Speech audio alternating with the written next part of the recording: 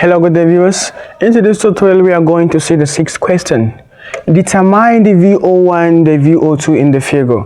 If you could recall, I think in the second video we talked about how to find the V01 and the V02.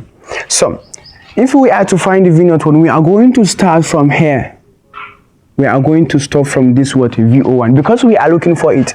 For VO2 we are going to start from here, and therefore we are going to stop here.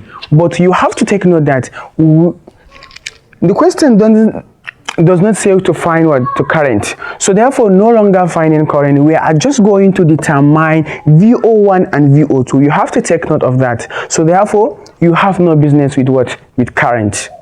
So how can I do that? As I said in the last video, this is given as it is rising. If you like, you can use this negative to positive as as dropping, positive to negative as as rising. So this is given as it rise. If I like, I may change it to drop, but let me leave it. But some might say, let's try and drop it and see. So let's drop it and see what are we going to get. You all know that if we drop this, to a voltage, so the rest must rise. So therefore plus 0.7. The silicon diode, it is 0.7. And take note, gallium arsenide is 1.2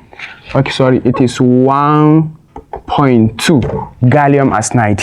This is gallium arsenide, this diode. So therefore I have to say minus plus plus VO1, it is equals to 0. So I'm stopping here because I'm looking for the B01. So this should now be equals to if I say this and this minus this plus this, I'll get 11 minus 11.3 plus plus VO1, it is equals to 0. I'll keep this VO1 aside. This should now be 11.3. So therefore I find VO1. So what of VO2?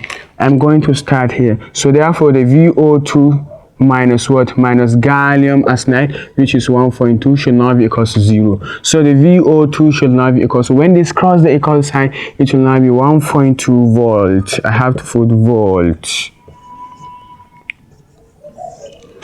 This is all I have for you for this sixth question because it is very easy.